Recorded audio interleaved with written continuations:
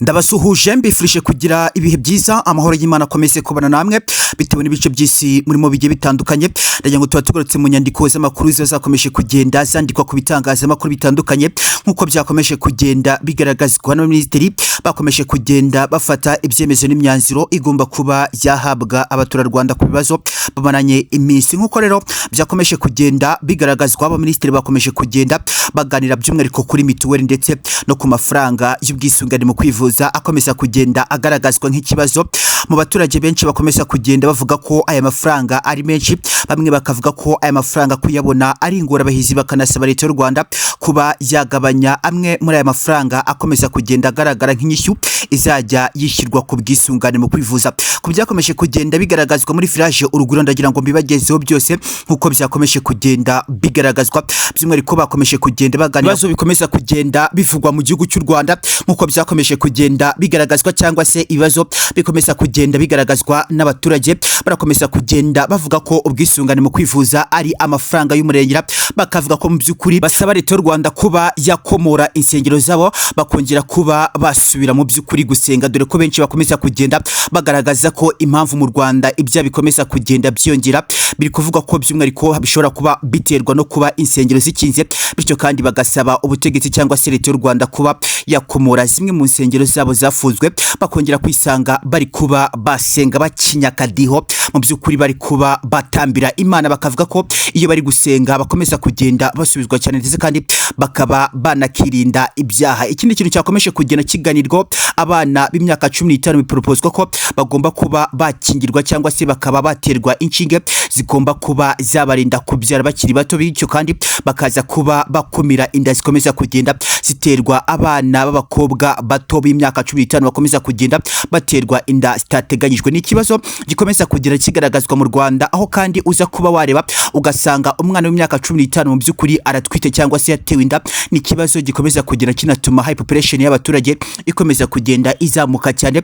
Nibyakomeje kugenda bigaragazwa uko byakigwa umwana w'imyaka 15 akajya aterwa urukingo rwo kuba yarindwa guterwa inda by'umwihariko agifite imyaka 15. Nibyakomeje kugenda biganirwa ndetse kandi urabona ko nibazo bikomeza kugenda bigaragazwa mu muhanda nabyo birakomeza kugenda biba ikibazo cy'ingorabahizi ndetse no kuba mu muhanda benshi bakomeza kugenda bagaragaza ko ibiciro by'ingendo byakomeje kugenda bizamuka cyane ku isoko ry'umurimo. Benshi bakomeza kugenda bagaragaza ko ibiciro byakomeje kugenda bitumbagira hejuru cyane, ugasanga mu by'ukuri ni ikibazo gikomeye cyane. Navuga ko ari gahunda yatangijwe mu rwego rwo kuba harindwa by'umwihariko kuba hasesagurwa amafaranga agurwa essence nkuko byakomeje kugenda bigaragazwa. Imodoka imwe ishobora kwifashishwa n'abagenzi benshi, bityo kandi mu by'ukuri amafaranga akaba yasevingwa bitewe n'ikibazo cya essence gikomeza kugenda kigaragara ku isoko ko gikomeza kugenda gihenda, bityo kandi leta ikomeza kugenda ishishikariza cyangwa se ikaba yabwira abatunze imodoka mu mujyi wa Kigali gukoresha imodoka zikoreshwa mu muhanda zitegwa n'abagenzi benshi kugira ngo habashe kuba harindwa by'umwihariko essence ikomeje kugenda isevingwa cyangwa se n'amafaranga yabo aze kuba yasevingwa.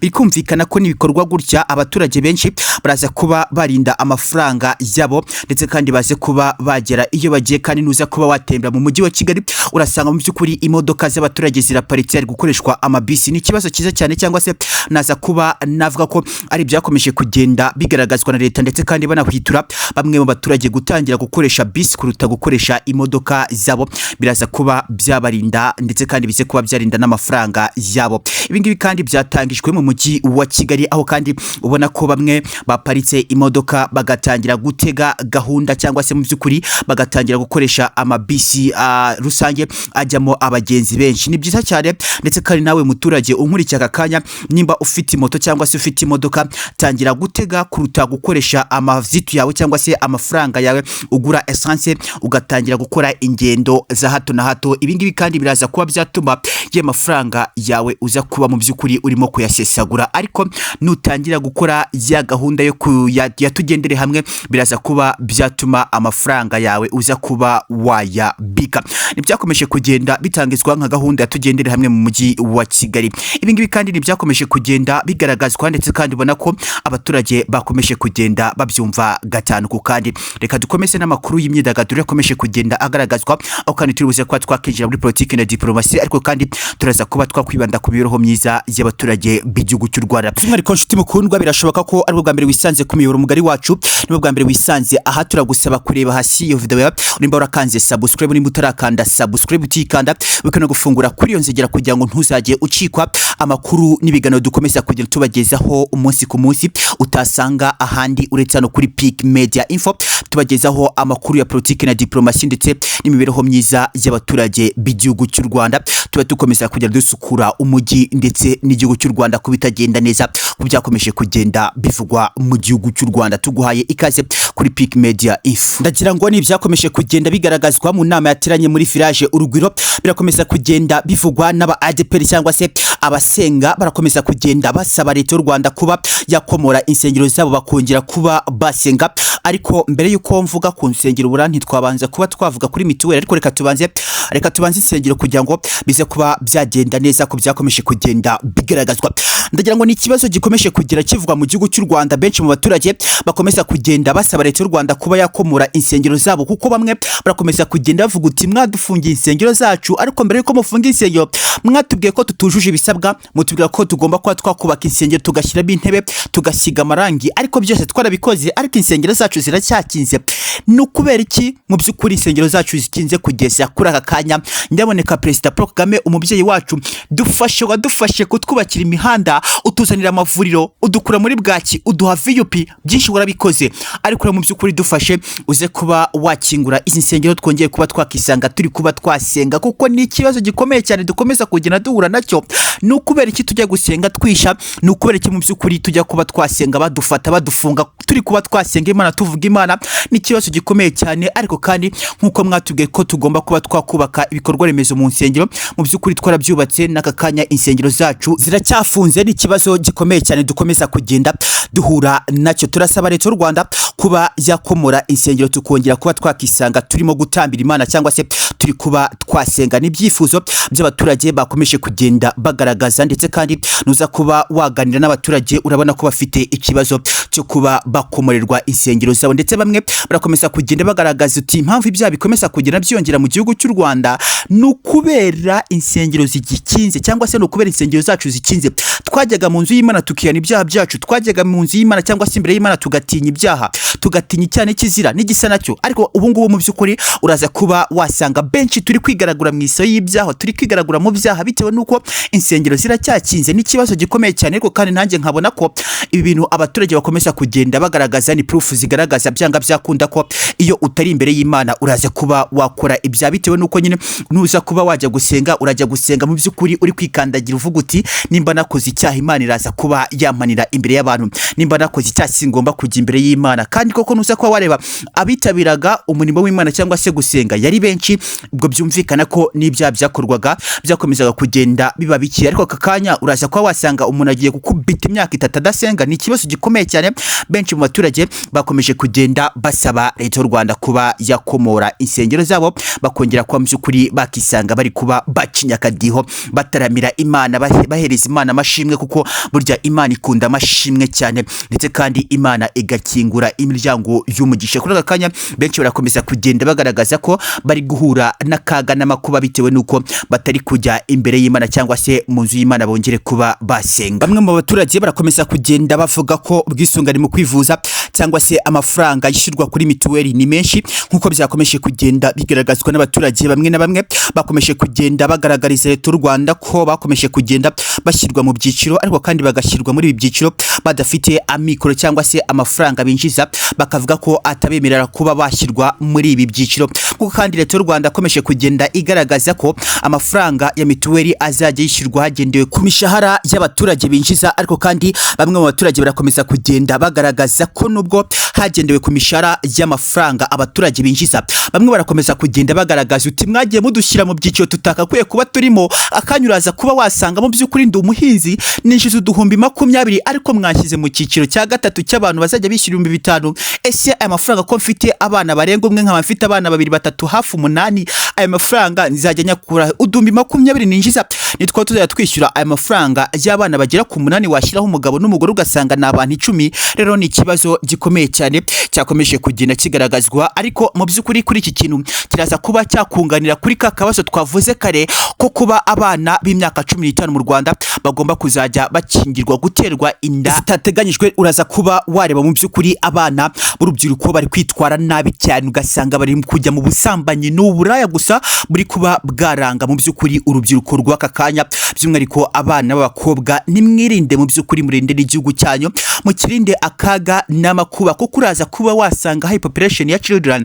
Urakomeza kugenda ubona ko abana b'imyaka 15 ndetse na 13 nakomeje kugenda mbona igiranyarira kugaragaza ko abana b'imyaka 13-15 barakomeza kugenda bafata cyangwa se basama inda, ariko kandi Leta y'u Rwanda akomeza kugenda igaragaza ko igiye kuba yazana gahunda yo kuba yakingira aba bana b'imyaka 15. Ibi ngibi reka tuze kuba twabiganiraho ku musozo w'iki kiganiro, reka tubashe kwa by'ukuri twareba kuri mituweli nk'ibyakomeje kugenda bigaragazwa. Ababyeyi benshi barakomeza kugenda bavuga uti aya mafaranga ni menshi, ni umurengera ntaho tuzayakuramo, ni mudufashe kuko aya mafaranga ngo ni menshi. Uraza kuba wareba abaturage barakomeza kugenda bagaragaza uti ni gute mudushyira mu byiciro, ariko kandi wajya kureba amafaranga twinjiza ugasanga ni ntica ntinakize. N'ubu by'ukuri nirirwa mpengera umuntu, ariko kandi uyu muntu nahingiye akampema igihumbi, cya gihumbi ni gute nza kuba nagifata ngashyirwa mu cyiciro cya gatatu cy'umuntu uzajya wishyura 5,000, kandi mu by'ukuri amafaranga ninjiza ntabwo agaragara.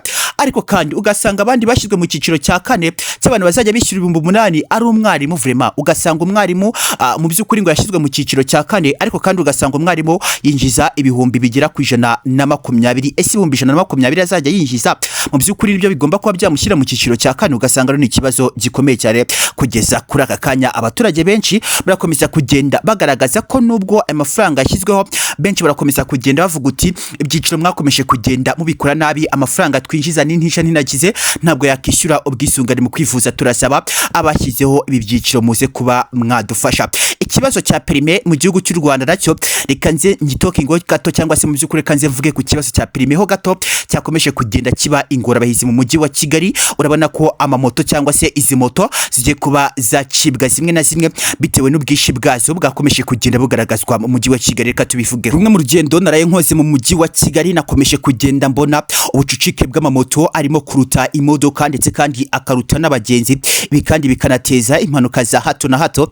Nafashe mu by'ukuri urugendo mva Nyamirambo nerekeza Nyabugogo, ubwo ngubwo nahise nkata no ku Gisozi nza kuba nabona ubucucike bw'amamoto ndetse n'imodoka byakomeje kugenda biganza, by'umwihariko abagenzi ndetse n'imodoka rusange z'abaturage n'izikora mu muhanda zitwara abagenzi. Ni ikibazo cyakomeje kugenda kigaragazwa, cy'umwihariko by'amamoto byakomeje kugenda bigaragara mu mujyi wa Kigali, nk'uko kandi umujyi wa Kigali ukomeza kugenda ugaragaza ko moto zakomeje kugenda ziba nyinshi, bityo kandi bagasaba ko moto zagabanwa, by'umwihariko zimwe na zimwe zikaba zakurwa mu muhanda. Ariko kandi abamotari nabo barakomeza kugenda basaba Leta y'u Rwanda kuba yababarira cyangwa se itagabanya izi moto, bitewe nuko benshi barakomeza kugenda bagaragaza uti nimugabanya moto zacu turajya gukora iki koko, ko nta kazi. Ubona ko mu by'ukuri mu gihugu cy'u Rwanda gakomeza kugenda kabura, kandi abaturage turi benshi turaza kuba twakora iki moto zacu nimuza kuba mwazigabanya. Ugasanga rero mu by'ukuri hari abaturage bakomeza kugenda bagaragaza uti izi moto mugiye kuba mwagabanya nizo zidutungiye umuryango, nizo zishyura abana ishuri, nizo zidutunze mu mujyi wa Kigali, nizo mu by'ukuri tugenda dupfunda imitwe tukaza kuba twabona aho dukura amafaranga ndetse n'agasabune ko gukaraba. Ese nimuza kuba mwazihagarika mwuka byaramwe, turaza kuba twabaho gute? Abaturage benshi cyangwa se abamotari bafite agahinda n'amarira ateye ubwoba cyane, ndetse ukaza kuba wasanga barakomeza kugenda bagaragaza ko nibahagarika moto zabo ubwo ngubwo nabo mu by'ukuri baze kuba bamenya akazi baza kuba babahereza. Nibyakomeje kugenda bigaragazwa ku bucucike bwa moto bukomeza kugenda bugaragazwa mu mujyi wa Kigali. Andi makuru yakomeje kugenda avugwa, abatanga imodoka by'umwihariko bakaziha abashoferi kugira ngo batwarire, barakomeza kugenda bagaragaza ikibazo cyo kuba bamwe mu bahabwa izi modoka barakomeza kugenda bakora amakosa, ariko kandi aya makosa akagaruka kuri nyiri modoka cyangwa se kuwa muhaye iyi modoka, ariko kandi utwara iyi modoka cyangwa se iyi moto ugasanga mu by'ukuri ntabwo we aya makosa ari kumugendaho kandi ari we wayakoze.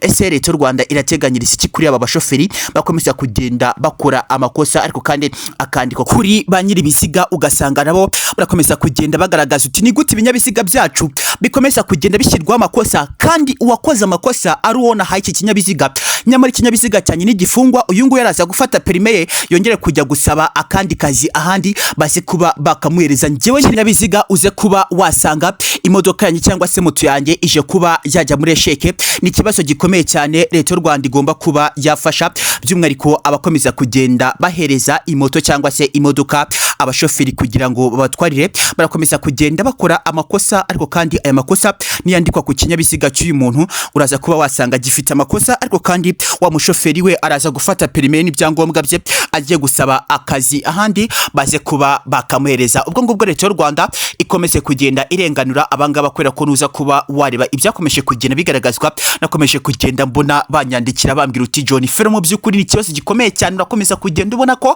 abashoferi turi guhereza imodoka zacu cyangwa se moto zacu bari gukora amakosa, ugasanga twebwe mu by'ukuri ya makosa arajya ku binyabiziga byacu, usange igihe kandi kije kuba cyafungwa wa mushoferi ari degembya, ariko kandi jewe abana banjye naho nishyuraga mu by'ukuri haze kuba habura aho amafaranga aze kuba yakishyurwa. Ahantu ni ikibazo mu by'ukuri leta ize kuba yafasha abamotari cyangwa se mu by'ukuri n'abandi bakomeza kugenda bahereza ibinyabiziga abashoferi kugira ngo batware, kuko urakomeza kugenda ubona ibibazo byabo birakomeza kugenda bigaragara byanga byakunda uko bimeze.